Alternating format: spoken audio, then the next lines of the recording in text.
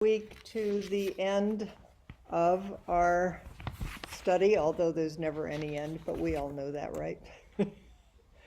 um, Says my hand's raised. Hi. Let me see how to put it down. I did it. Oh, good, thank you. Of the Eightfold Path.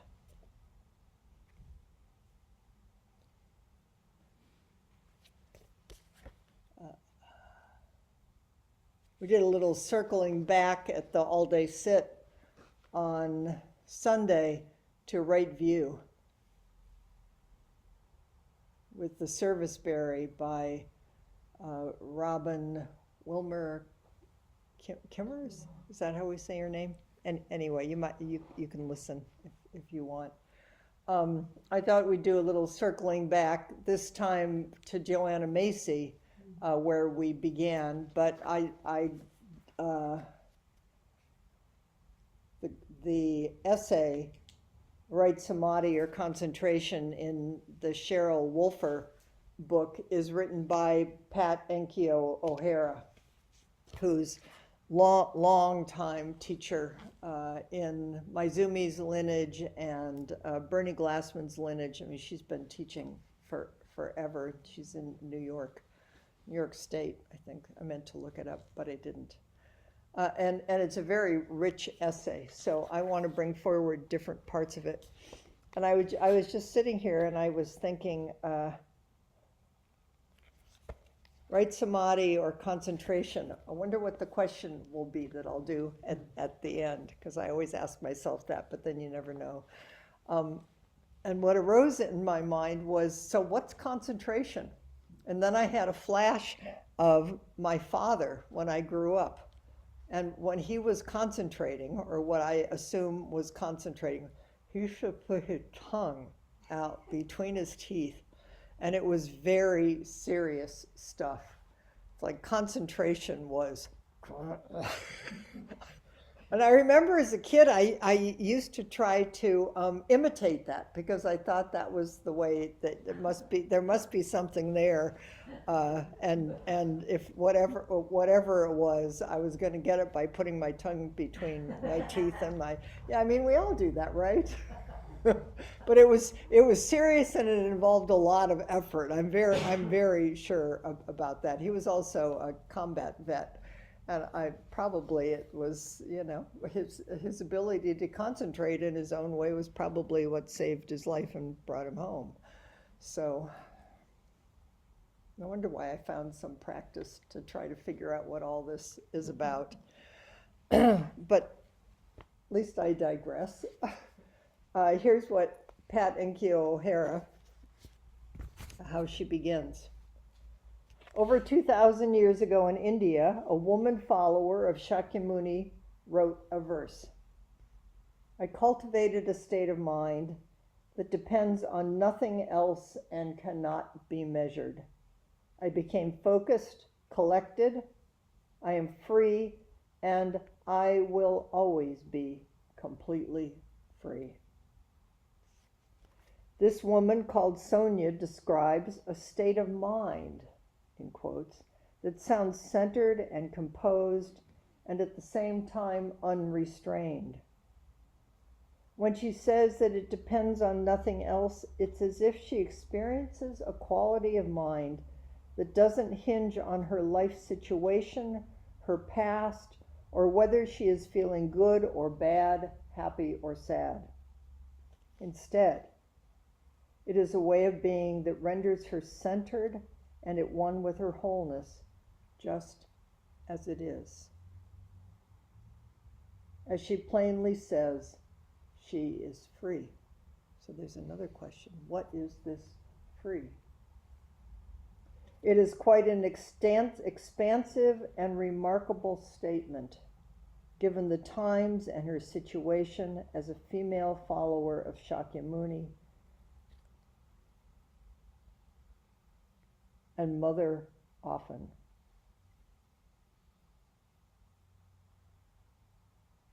Then she goes on to say that when she sits on her cushion, which she's been doing for a long, long time, I sit down, Find my posture, regulate my breathing. We don't usually say this. Place my tongue against my front teeth. That's actually one of the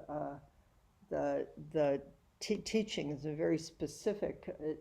This is a yoga posture, and I'm seeing yoga and qigong people, and people are nodding their heads. So you place your tongue lightly on the top of the roof of your mouth and against your back teeth.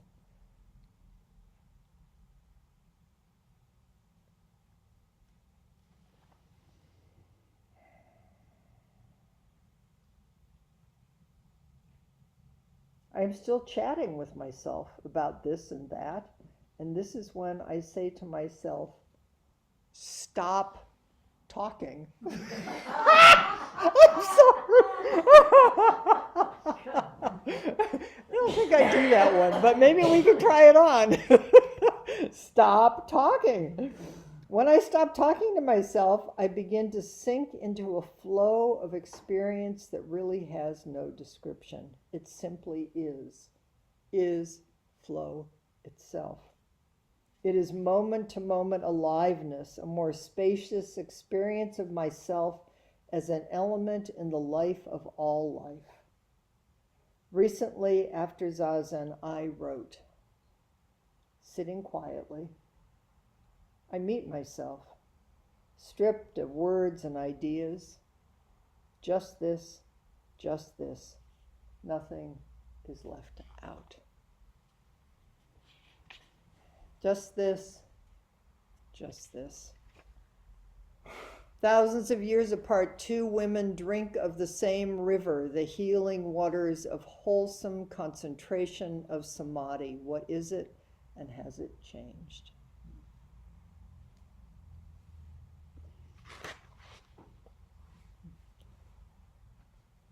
I was, maybe this is helpful, but I was referencing back to my father and when he was concentrated and how concentrated he was when he was concentrated because he was trying to stay alive. I mean, he always was trying to stay alive and he was trying to keep his family alive.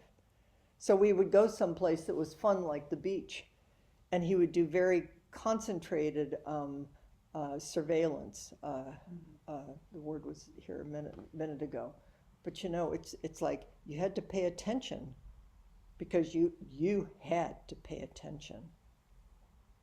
This is very different, I think, what we're talking about here. So, samadhi. As the eighth element of the Eightfold Path, Samma Samadhi is typically translated these days into English as right concentration or wholesome concentration, or tellingly just concentration. The Sanskrit samadhi customarily simply refers to meditation or contemplation, and its etymology carries the sense of bringing together, or bringing together completely, a kind of focus, a gathering of disparate parts. Right now, can you feel it? Zazen body. Just this. It's right here. The Chinese translators sometimes transliterated the sound samadhi as san mai and other times replaced it with ding, which means fixity. The character ding shows a roof over the character stop, thus emphasizing a protective and immovable structure sheltering the energy of stop, to stop the motion of mind. It seems such a fitting loan word. So I think this is a little tricky.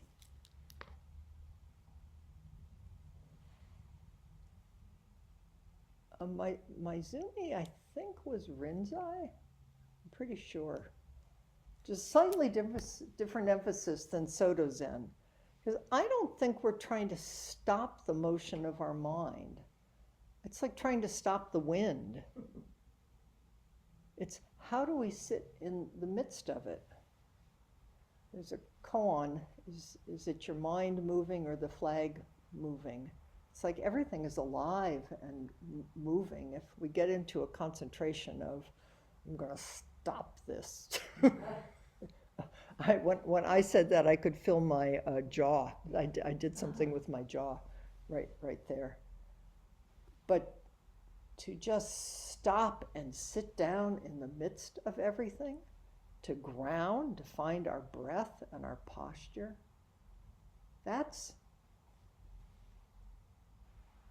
to me, that's when everything becomes dynamically alive, which is what it is.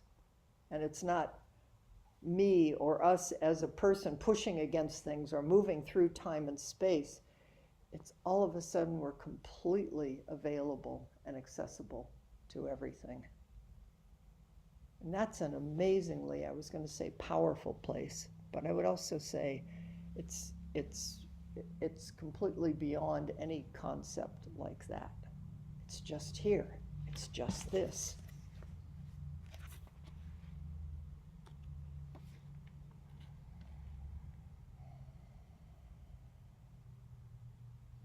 We have to learn to drop into the stream of breath, being it. The thinking, the intentionality drops away, and we can simply enjoy the ebb and flow of samadhi. This is beyond thinking. It is more like riding on a slow moving current in a broad river. It's like riding on a slow moving current in a broad river. Can you feel it?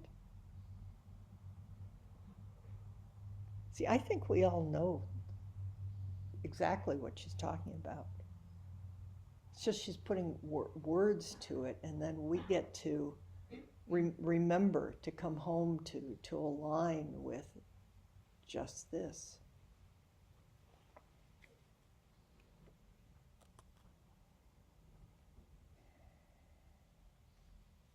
So do you remember with Joanna Macy that she talked about the two wings of a bodhisattva? Compassion and wisdom. So let me,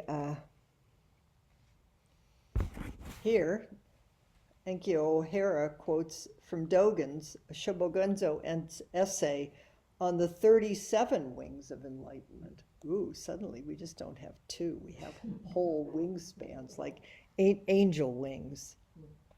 The power of samadhi is like a child having a mother or a mother having a child. It is like a child having a child or a mother having a mother. It evokes an ever-changing flow of intimacy, a relational field of mother and child, and also the experience of child as mother and mother as child, each to themselves and to each other. You keep going beyond. It's like, oh, I got mother and child and mother, but you just keep going beyond and beyond. It's like, what is it?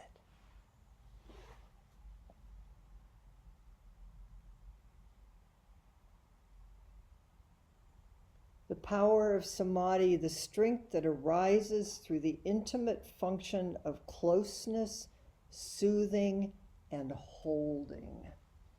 Isn't that nice? I think that's the experience of Zazen, of closeness, of being held, that it is actually soothing in the sense of feeling held by Buddha, by the whole world, in the arms of a mother. You can completely relax into it. But it's also a very powerful place. So now I'm going to go to Joanna Macy a little bit to try to weave them together.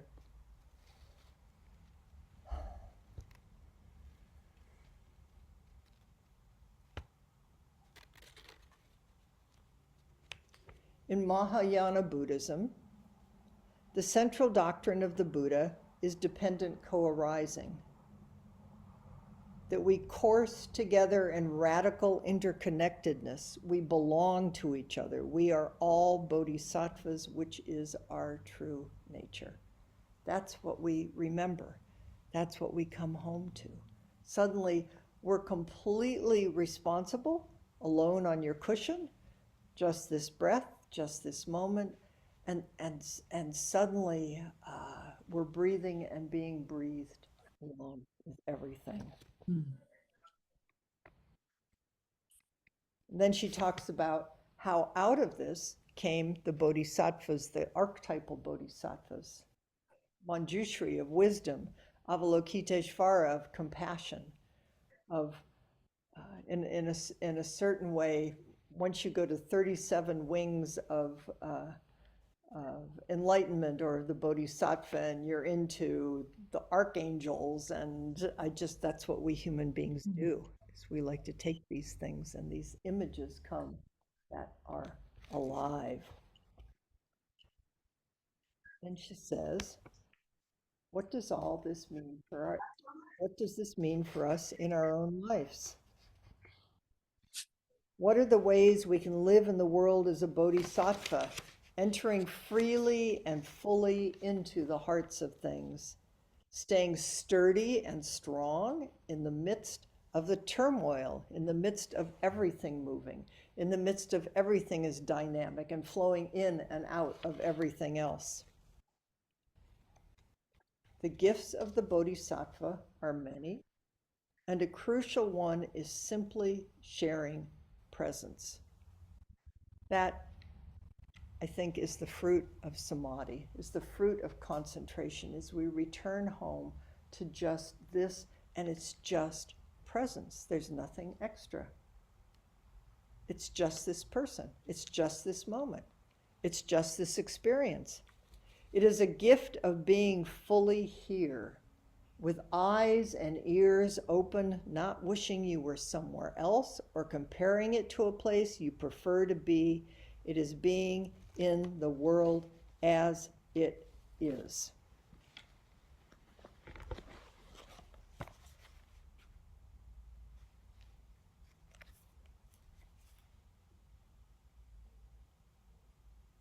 The words that came to me were, my poor dad, he tried so hard to be here. You know, everybody's trying so hard to be here. Everybody's trying so hard to be a good person and to take care of themselves and to take care of each other. And then we have just these life experiences.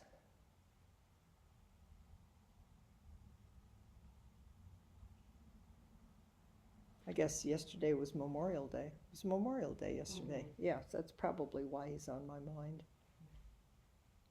But then I think he gave birth to 3 daughters. Poor man, he always wanted a son. We all have boys' names. Yeah, well, he got what he got. Maybe he thought if he concentrated hard enough. But he got 3 daughters, all of whom in our own way are on a spiritual path. You know? It's like out of his suffering and the suffering of the world, and he was a bodhisattva in his own way. He did reconnaissance over enemy lines, and we all felt it in our bodies, and we all, like him, wanted to do something about it. It was a little different, the path we took. And I actually remember having the feeling that when he went to Tassajara and came to Zen Center, you would think that he might have thought it was maybe he did think it was kind of weird, but I think he was relieved. Because you can feel refuge. You know, this coming home to, this not turning away from, but a kind of concentration and ease that you don't have to stick your tongue between your teeth. You try to get it all right and together. So then, Enki O'Hara talks about another fascicle of Dogen, Ocean Mudra Samadhi. And Dogen alludes to this connection between samadhi and the compassionate service of Avalokiteshvara. So it's the wisdom of just here, just this, just come home, breathing in, breathing out, whole world is as it is, and there's form, and you can't even begin to really grasp it or understand it. And then out of that arises compassion. Samadhi is actualization. It is expression. It is the time of night when a hand is reaching back, groping for a pillow. When the hand reaches back for a pillow at night, this groping is not limited to thousands and millions of eons. It is, I am always in the ocean of expounding the wondrous Lotus Sutra. Okay, so let me back up a little in case maybe you don't know all of these allusions here. There is a wonderful koan, one of my most favorite koans, which I forgot to tell you, but maybe I'll do it now so I don't forget again, is starting next week, we're going to start doing koans. Because if you think you know what's going on right now, that was a good giggle. This is a huge and massive koan for all of us. What is it? And these ancient koans, this is a fairly new book called Zen Echoes, Classic Koans with Verse Commentaries by 3 female Zen masters. Because all of the traditional commentaries are, not a surprise, by men, because that's the lineage and the world that all of this came out of. So we're going to look at some of the traditional koans and commentaries by 3 Zen, quote, masters. And then we'll find out what they have to do with our lives. So that brings us right back to this wonderful koan. Yun Yen and Tao Wu, and their dialogue, the koan about the functioning of compassion. You probably know this, or I've heard, maybe you haven't. Anyway, it's one of my favorites. Yun Yen asked Tao Wu, how does the Bodhisattva of compassion use all those many hands and eyes? You know, it's like Avalokiteshvara has 1,000 hands and eyes, and each one with an eye in it, the instinct of knowing what to do, or a tool. But I've always thought, it all depends on how you see, because my guess is that whatever energetically is being described here is that if you saw through the eyes of probably Judeo-Christian, you would see those 1,000 hands and eyes as wings. So it's energy. It's an aliveness that's beyond this finite self body. So what do you do with all that energy, with all these hands and eyes? And Tao Wu answered, it's like someone in the middle of the night reaching behind their head for the pillow. Notice that in the middle of the night, deep ground, deep don't know, deep breath. That what it does is it leads to activity. What strikes me is the dynamic nature of Dogen's description of samadhi. Samadhi isn't just sitting still and not doing anything. In fact, there's a lot of criticism. I mean, there's a whole thing called quietude of, I think I'll just get quiet and get out of here. Do any of you think that's what you'd like to do in Zazen? You can see where a whole school got developed. And this school, and Dogen says, no, that's not it. Don't get stuck there. It's actualization, expression, reaching, groping, expounding. These are not ashes and dead wood.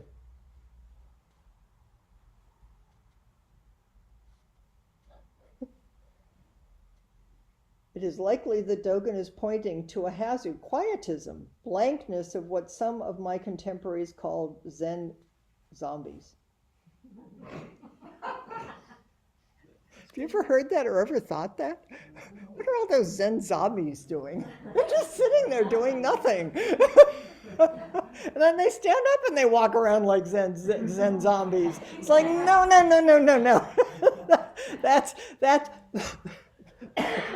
Get your tongue out from between your lips and wake up. This is about becoming alive, full functioning.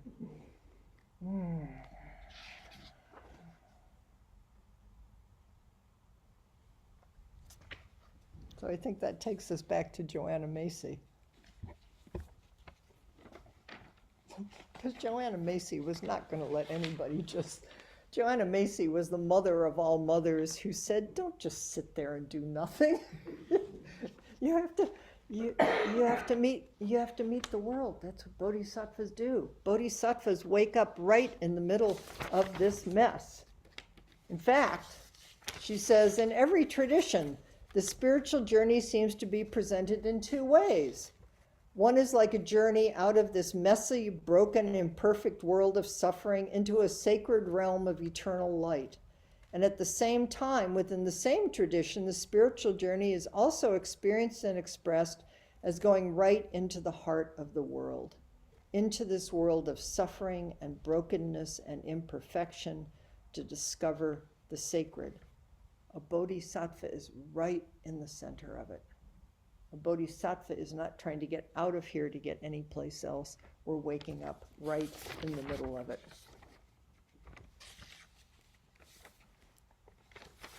The bodhisattva doesn't need a place to stand because there's a beautiful expression called groundless ground, completely grounded. And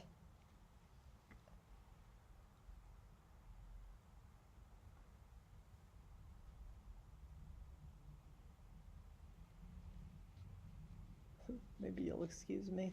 I was having a memory of before we'd go to an amusement park with my dad, and the maybe I grew up in Ohio, and the roller coasters were often wooden, and you know, and he would do reconnaissance, and he would go around and check everything to make sure, which was probably really smart actually.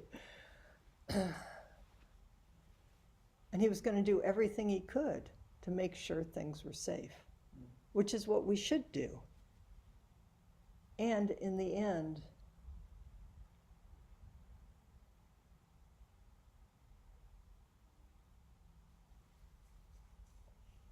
what he could never experience was letting go enough to experience any of the joy, although he tried really hard to give it to his children.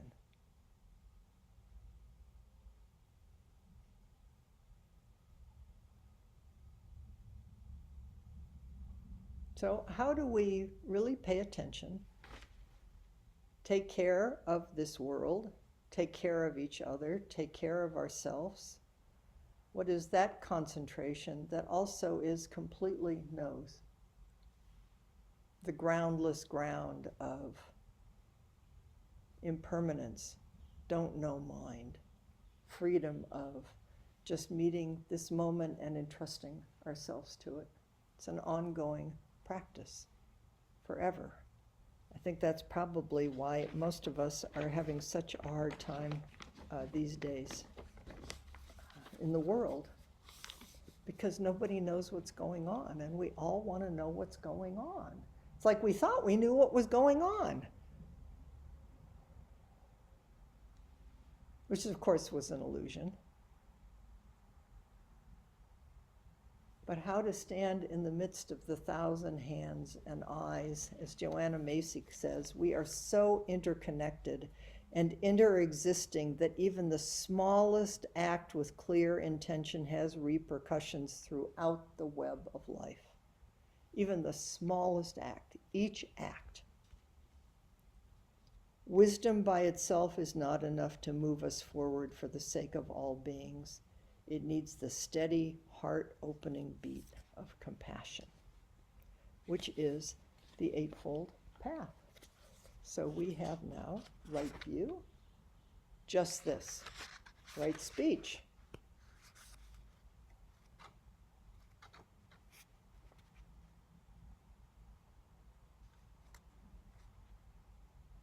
Right view, right intention, arousing the vow of practice.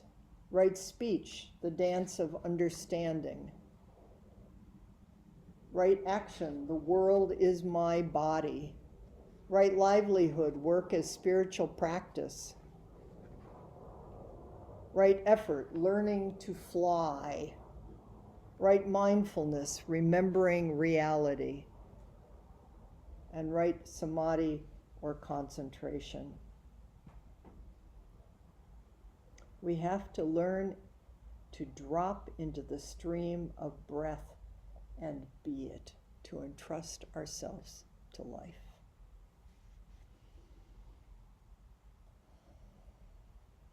It rests in our ordinary lives. Just this.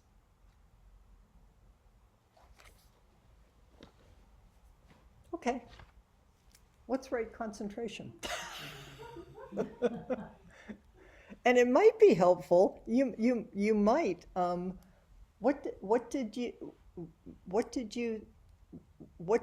think it is, or what did you get trained to think it was? And what do you, through the experience of practice, maybe have a different felt, embodied sense of what is presence and just this? Or anything else you want to talk about? Okay? So why don't you just group, looks like groups of